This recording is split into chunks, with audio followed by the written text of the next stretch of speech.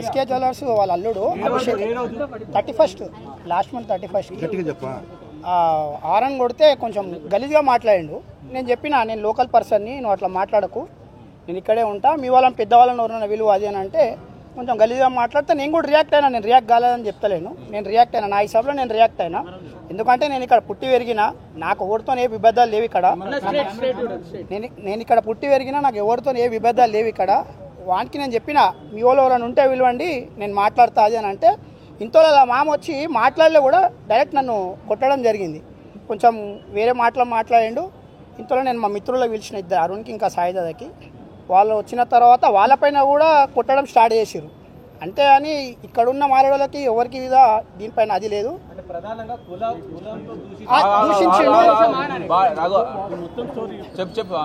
దాని తర్వాత మా మిత్రులు వచ్చారు. కానీ ఎస్కే జ్యువెలర్స్ అన్న ఫ్యామిలీ మా వాళ్ళపైన కూడా దాడి చేసేది, కానీ మిగతా ఇక్కడ ఉన్న వాళ్ళు ఎవరు కూడా దాడి చేయలేదు. వాళ్ళకి ఎట్టి విధమైన సంబంధం లేదు. వాళ్ళు కూడా నాకు సపోర్టింగ్లో వాళ్ళు వీళ్ళందరూ.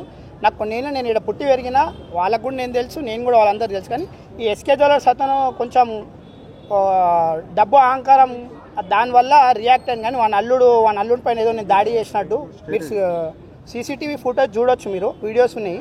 అందులో వాళ్ళే నా పైన దాడి చేసి, కానీ నేను ఎక్కడ కూడా దాడి చేయలే, మా వాళ్ళు కూడా దాడి చేయలే. అంటే డిఫెన్స్లో మా వాళ్ళు కొంచెం అదే రియాక్ట్ అయ్యిండు మా బ్రదర్ సాయిదాదా. కానీ ఆ ఉద్దేశపూర్వకంగా ఎవరు కూడా ఏం అది చేయలేదు. తెలంగాణ నాకు తెలంగాణ వెరీ క్లియర్. ఒక్క నిమిషం, నేను అందరికీ వెరీ క్లియర్ చెప్తున్నా, మేము కానీ ఈ సోషల్ మీడియాలో జరుగుతున్న దానికి మాత్రం మేము బాధ్యులం కాము. తిట్టిండు, నేను ఒప్పుకుంటున్నా. 100% ఐ హావ్ క్లారిటీ. ఆయన తిట్టిండు, అది ఏమైనా ఉంటే నేను కోర్టులో చూసుకుంటా. కానీ ఇప్పుడు మా బ్రదర్ చెప్పినట్టు ఇది ఇక్కడ ఉన్న వాళ్ళకి ఇబ్బంది, మా వల్ల ఎవరికి ఇబ్బంది జరగవద్దు. ఇది బయట రాంగ్ వేలో అవుతుంది కాబట్టి ఈ ప్రెస్ మీట్.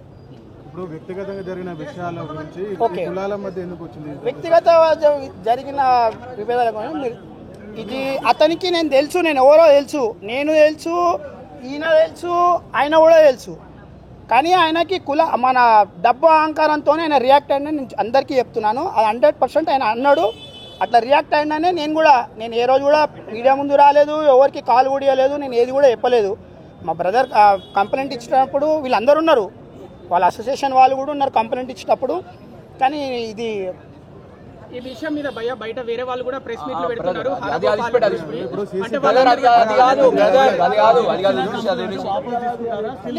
నేను ఇచ్చిన కంప్లైంట్ నేను వాపస్ తీసుకుంటలేను, వాట్ ఎవర్ నేను కోర్టులో చూసుకుంటా అంటున్నా.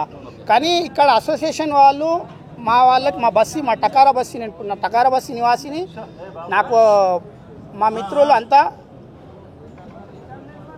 ఇప్పుడు సీసీటీవీలో మీరు కొట్టినట్టు స్పష్టంగా కనిపిస్తున్నది.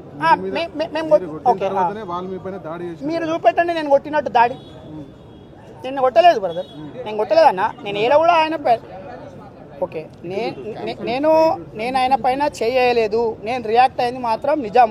అతను గలీజ్గా మాట్లాడింది కాబట్టి బీయింగే తెలంగాణ, హైదరాబాద్, మీరు కూడా అంతా తెలుసు ఎట్లా రియాక్ట్ అవుతారు. ఓడని అరే అంటేనే మీరు రియాక్ట్ అవుతారు. అదేవిధంగా గలీజ్ మాట్లాడితే నేను రియాక్ట్ అయినా అదే విధంగా.